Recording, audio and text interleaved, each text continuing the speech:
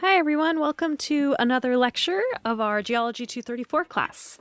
This week I'm going to be talking about the electromagnetic spectrum and also a history of remote sensing. So I'll do a brief introduction to the electromagnetic spectrum, which is what you see on this slide here. And to understand various types of sensors and how they are able to discriminate features, you must first understand energy, light, and the electromagnetic spectrum, which I may acronym EMS from here on forward. Electromagnetic radiation is energy that moves through space at the speed of light as different wavelengths of electric and magnetic fields.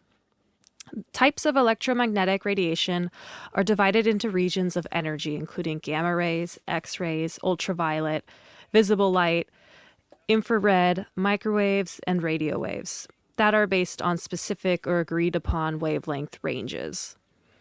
The electromagnetic spectrum, EMS, can be divided into several wavelength frequency regions, among which only a narrow band from about 400 to 700 nanometers is visible to the human eyes. Note that there is no sharp boundary between these regions, as kind of indicated in this diagram that you see here on the slide. It's kind of a blurred boundary between the regions. They're just approximate, and there are some overlaps between two adjacent regions. So what we could see is a really small portion of the whole electromagnetic spectrum. There are a lot of wavelengths that can't be detected by human eye. But just because we can't detect them, we can't deny that they exist. And on the left is a picture of our sun, which can't be detected by human eye because the electromagnetic radiation of the human eye can't be seen. We would have to develop a special sensor in the eye that would be able to operate within this range. The sun has its own diameter, its own size. It can't be visible by the human eye because the electromagnetic energy of the sun can't be detected by our eyes. It is within, most of the time, the thermal range. But because of remote sensing, we are able to predict the diameter of the sun. We are also able to detect what's inside a big truck. We can detect explosive, illicit drugs, things not detected by human eyes because of X-ray. We are able to locate people inside a truck or illegal drugs, things not detected by the human eye unless we devise a X-ray sensor thanks to remote sensing. So the relationship of the GIS sciences to mathematics, physical, biological, and social sciences are vast and important. They interact and are used in many disciplines, including the ones listed here: physical sciences, mathematics, spatial sciences like ecology, geophysics, agricultural sciences. The limitations of remote sensing comes from the data source itself, who collects it, satellite extraction, post and pre-processing. Let's go over a brief history of remote sensing. According to our definition of remote sensing, a pair of binoculars or an ordinary camera are simple remote sensing systems.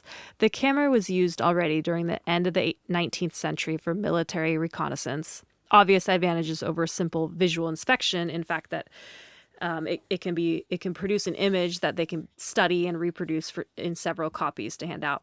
Soon after the development of photographs, people became interested in taking aerial photographs. The earliest aerial photographs were taken from balloons. In 1850, Gaspard Felix Tournecoin, more commonly known by his pseudonym Nadar, captured the first aerial photograph. Using a hot air balloon, Nadar produced the first successful aerial photograph of a French village in 1858. Since the late 1920s, aerial photography has been an important tool in all kinds of mapping and planning works, which you'll also see in some of the videos that I have listed as the assignment for this week. In the early 20th century, remote sensing images were captured using kites and even with cameras mounted on pigeons. I talked about this briefly last week. In Europe, carrier pigeons were already being used in military communication, and aerial reconnaissance was an appealing application. Small, lightweight cameras, as you could see in this image on the right, were attached and mounted to the pigeons. And then the photos were automatically taken using a timing mechanism. The pigeon photography was successful but didn't become widely used due to the rapid development of aviation technology.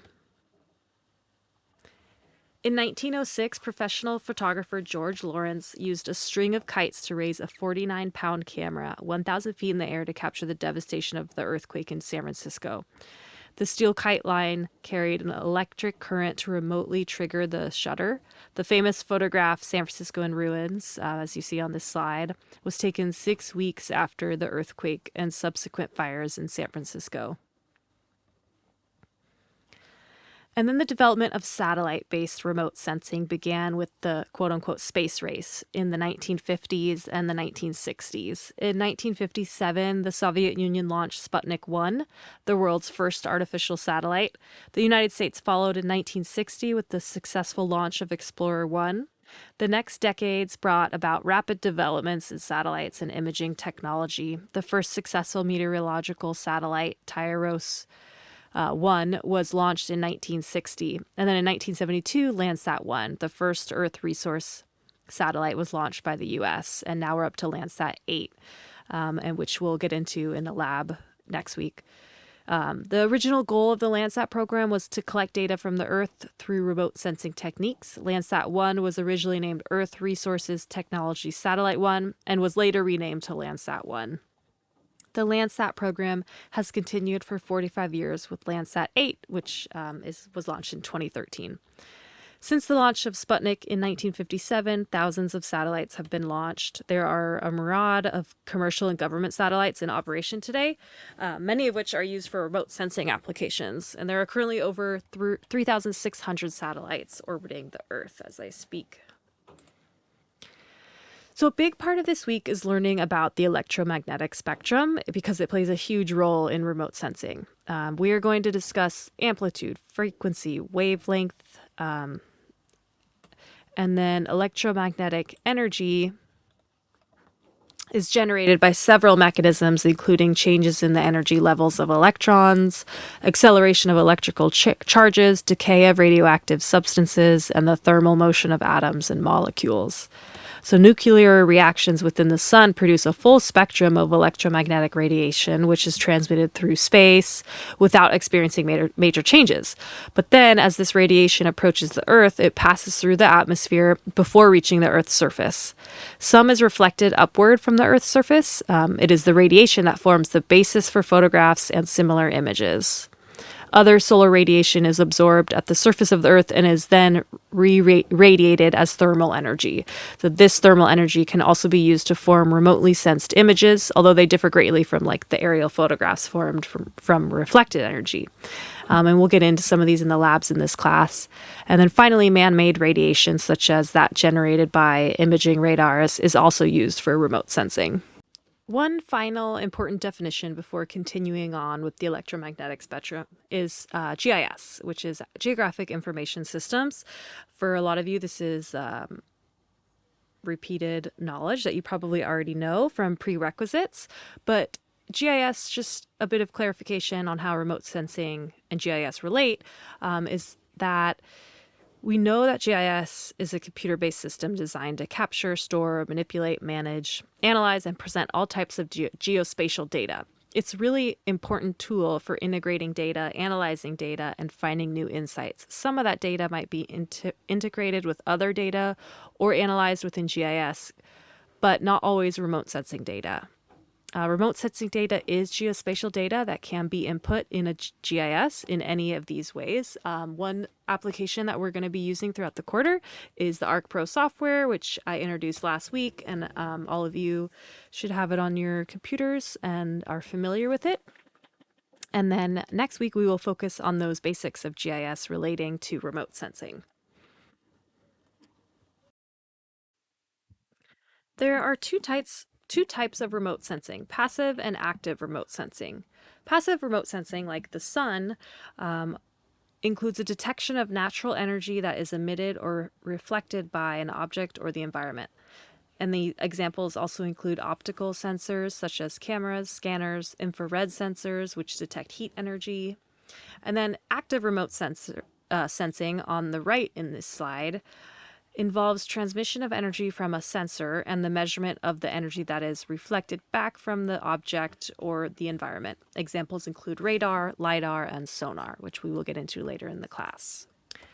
So we've talked about remote sensing platforms last week, but just as to remind you all, the platforms that we discussed include satellites, aerial and UAVs or UASs, unmanned aerial vehicles, or drones. Drones not used in high altitude will carry sensors 100 to 500 feet above Earth's surface, and then more flexible field of view.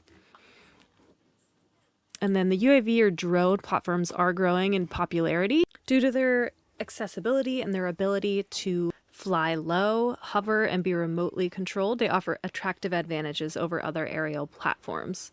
As indicated in the graphic, drones' field of view is more flexible than that of other platforms because of their custom flight path, collection angles, and ability to be much closer to the objects being observed. Applications are far-reaching and include inspections, surveying, monitoring, and even public safety.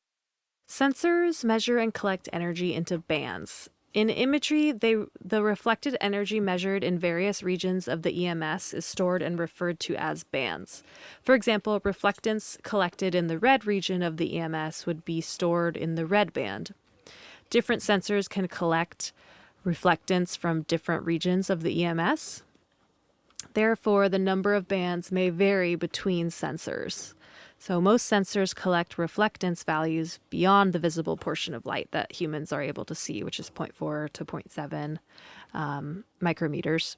Just as different objects and materials reflect, emit, or absorb light differently, allowing humans to see variations in color, objects reflect, emit, or absorb energy differently in regions outside the visible portion of the EMS. Generally, bands will capture the visible NIR and SWIR regions because these regions tend to contain more useful information in Earth observation remote sensing. In the graphic here, well-known sensors are listed with their associated bands displayed along the EMS. That's what you see on this slide. Some bands appear wider than others, as they collect a greater wavelength range of the EMS, such as the Worldview 3's panchromatic band.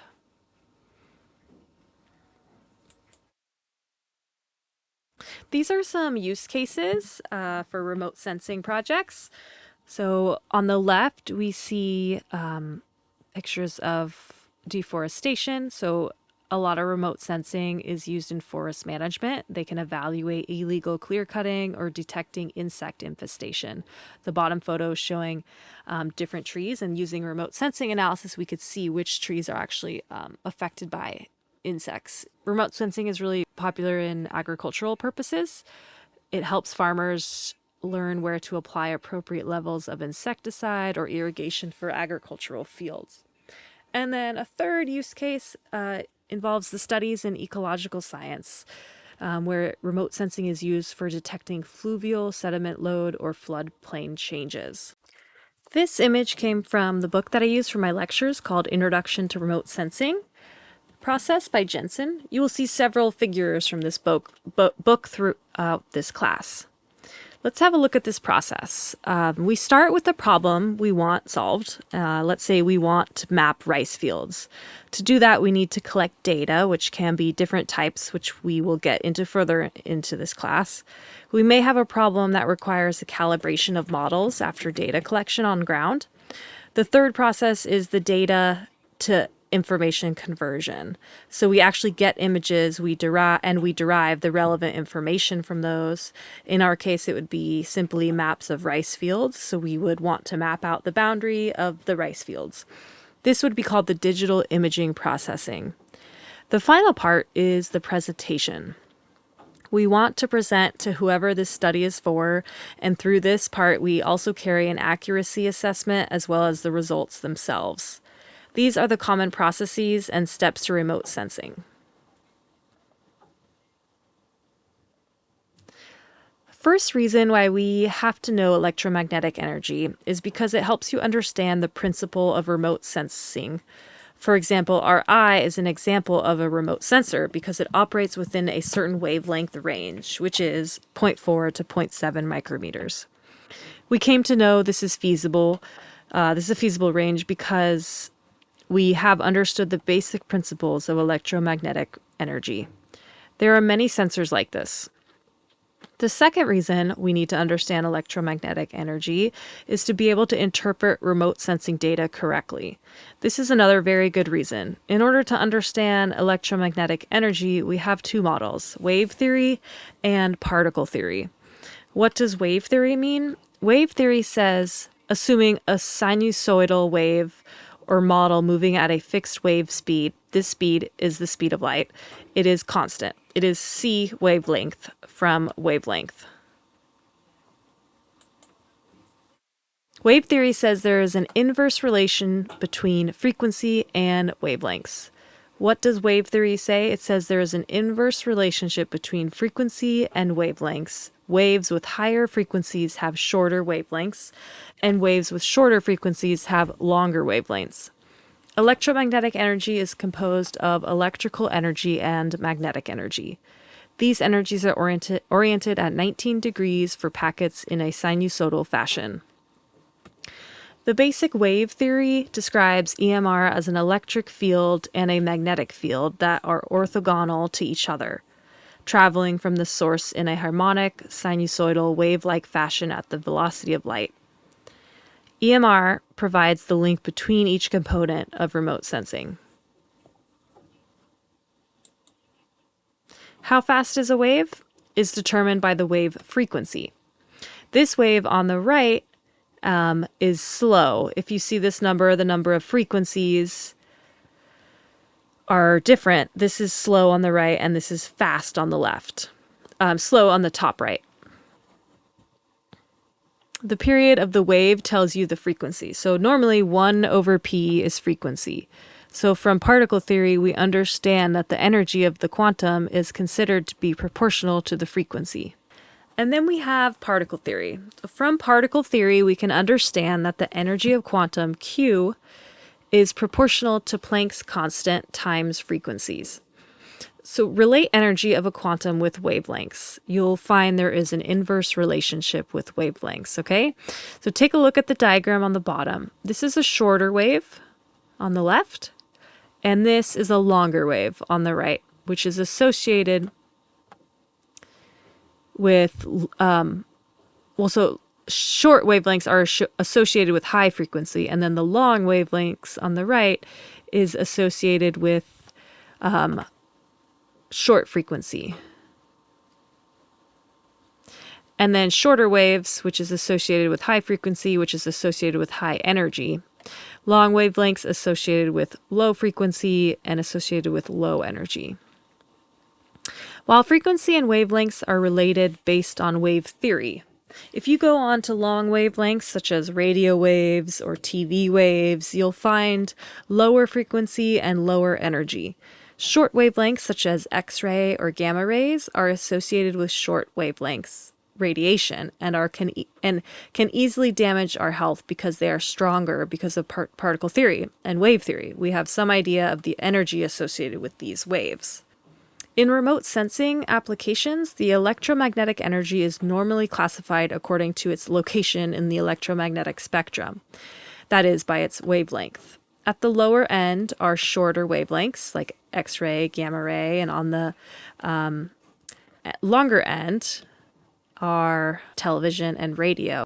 While the wavelength of radio and television broadcasting can be measured in meters, the most common measuring units when speaking of the electromagnetic spectrum in remote sensing applications is the micrometer, 1/1,000,000th of a meter. In natural resources assessment applications of remote sensing, the radiation in the visible and near visible regions of the spectrum are the most frequently used data sources.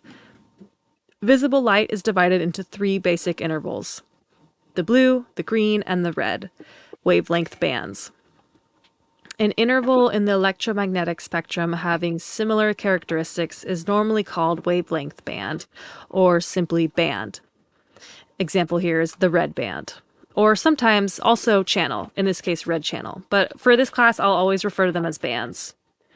To the shorter side of the visible light is the ultraviolet, and to the longer wavelength side is the near infrared, NIR wavelengths, followed by thermal infrared, TIR. We can divide the whole electromagnetic spectrum by saying reflected energy and thermal energy in the diagram on the bottom. Reflected energy are short wave energy, and thermal energy are longer wavelengths categories. The visible range is where our eyes can operate, blue, green, and red, and it's a tiny portion of the electromagnetic spectrum. Last time we learned about electromagnetic wave spectrum by learning about the wave theory. The wave theory says that there is inverse relationship between wavelength and frequency, while the particle theory says there is a direct proportion between energy of quantum and frequency. So using these two theories, we can express the relationship of energy of quantum, frequency, and wavelengths. Now let's discuss the electromagnetic radiation interaction within the atmospheric particles. When EMR passes through the atmosphere, it doesn't just pass through the atmosphere, it forms an interaction, like scattering or absorption. Such as water molecules, clouds, air vapors, these could cause some sort of scattering or absorption of EMR. Most aerosols, most clouds usually absorb the incoming EMR. In the atmosphere, only some portion of the electromagnetic spectrum will be able to pass through the atmosphere and reach the surface of the air and form an interaction. In remote sensing, we are interested in the wavelength ranges in which the atmosphere is transmissive. We are interested in knowing those wavelength ranges which are able to pass through the atmosphere. We need to understand the different atmosphere particles and their interaction with electromagnetic radiation. For example, in different settings, there are times when molecules are abundantly present in the atmosphere or more clouds are present. Different seasons will affect the accuracy of the remote sensing data due to these different presence of atmospheric constituents. Clear sky molecules are present, no clouds, no aerosols, but there are molecules, which means there will be a kind of interaction that is created. Usually Rayleigh scattering is a type of scattering, which I'll get into in a bit, and it's present with gas molecules. They're very small gas molecules, denoted by SR. When the atmospheric particles are much greater than the wavelengths present, then this scattering is called non-selective. So that leads me to this next slide, which is the types of scattering. We're going to discuss 3 types of scattering. Rayleigh scattering, SR, which is caused by atmospheric molecules and other tiny particles. This occurs when the particles causing the scattering are much smaller in diameter, less than 1/10, than the wavelengths of radiation interacting with them. And then Mie scattering, SM, occurring when the sizes of the particles matches the wavelength of the radiation. Examples are water vapor and small dust particles. And then non-selective scattering, SN, is when the particles are essentially larger than the wavelengths they scatter. So let's talk about Rayleigh scattering. Rayleigh scattering is also known as selective scattering or molecular scattering. Smaller particles present in the atmosphere scatter the wavelengths. Smaller particles present in the atmosphere scatter the shorter wavelengths more compared to the longer wavelengths. The scattering effect or the intensity of the scattered light is inversely proportional to the 4th power of wavelength for Rayleigh scattering. Hence, the shorter the wavelengths are scattered, more than longer wavelengths. Molecules of oxygen and nitrogen, which are dominant in the atmosphere, cause this type of scattering of the visible part of the electromagnetic radiation. Within the visible range, smaller wavelengths blue light is scattered more compared to the green or red. A blue sky is thus a manifestation of Rayleigh scatter. The blue light is scattered around 4 times, and UV light is scattered about 16 times as much as the red light. This consequently results in a blue sky. However, at sunrise and sunset, the sun's rays have to travel a longer path, causing complete scattering and absorption of shorter wavelength radiations. As a result, only the longer wavelength portions, orange and red, which are less scattered, will be visible. Another type of scattering is Mie scattering, which occurs when the wavelengths of the energy is almost equal to the diameter of the atmospheric particles. In this type of scattering, longer wavelengths also get scattered compared to Rayleigh scatter. In Mie scattering, intensity of the scattered light varies, approximately as the inverse of the wavelength. Mie scattering is usually caused by the aerosol particles, such as dust, smoke, and pollen. Gas molecules in the atmosphere are too small to cause Mie scattering of the radiation commonly used for remote sensing. Mie scattering diffuses the longer waves and is particularly significant during days with slight overcast, since such days normally are considered as unsuitable for recording of remote sensing data. Mie scattering is a minor problem in remote sensing. And then we have non-selective scattering. It's when the particles are essentially larger than, it's approximately 10 times larger than the wavelengths they scatter. This scatter, it doesn't affect any particular wavelength more than others. It's just a process which evenly scatters all wave bands from visible light up to the reflected infrared portion of the spectrum. So for visible light, 0.4 to 0.7 micrometers, non-selective scattering is generally caused by water droplets, which is having diameter commonly in the range of 5 to 100. This scattering is non-selective with respect to wavelength, since all visible and IR wavelengths get scattered equally, giving white or even gray color to the clouds. The diagram on the right shows transmission of radiation in different wavelengths. So the absorption causes a loss of energy, diminishing the energy arriving at the surface of the Earth. So there's less energy arriving. In some cases, the atmospheric absorption is essential for the existence of biological activities. The effective absorption is so important that the atmosphere is virtually opaque for radiation at certain wavelengths. The wavelength bands where the atmosphere transmits radiation are called atmospheric windows. So from 0.025 micrometers to roughly 100 micrometers, the atmosphere is fairly transparent to radiation. So you can see that on the graph. And then it is opaque all the way up to 1,000 micrometers, which is 1 micrometer, where the microwave window permits the use of radar systems. And so this leads me into the topic of atmospheric windows. Atmospheric windows are when the atmosphere selectively transmits energy of certain wavelengths and those wavelength ranges in which the atmosphere is particularly transmissive of electromagnetic radiation. It shows you which wavelengths regions has a low transmission and high transmission. So for example, if you go to 100 micrometer of wavelengths up to 1 centimeter wavelengths, it is blocked by water vapor. So on this chart here on the slide, you could see water vapor. There's not much of a window in that range. So the transmission of the atmosphere in this region of the wavelengths is low, almost zero. For example, for low transmission of this wavelength range, below 0.2 are oxygen and ozone. So you could see that in this chart. So when there's too much atmospheric constraint, you will have one kind of trouble in your availability of EMR for remote sensing. So atmospheric windows are very important for remote sensing. Without atmospheric windows, there is no remote sensing. Remote sensing operates only in atmospheric windows. And you could think of the atmospheric window as a curtain with holes, and the multispectral and hyperspectral bands can freely pass. But in reality, the curtain is the water vapor, ozone, carbon dioxide, and molecules in the atmosphere. These blocked wavelengths are known as absorption bands. The regions you see here in the green are very transmissive in our atmosphere. The visible spectrum lands here in the nice thick part of the atmospheric window. It's this rainbow colored in the graph.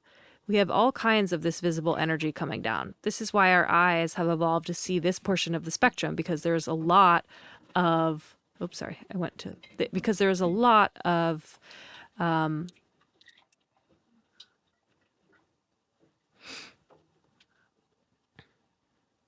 This is why our eyes have evolved to see this portion of the spectrum, because there is a lot of that energy available because it was able to transmit through the atmosphere. So holes in the curtain are the atmospheric window. This just means that specific bands of light can freely pass through to the Earth's surface. In the image here, you can see how visible and near infrared light can almost pass freely through to the atmosphere. So you can see that if you look for that on the chart on the x-axis. To recap, an atmospheric window is the portion of the electromagnetic spectrum that can be transmitted through the atmosphere.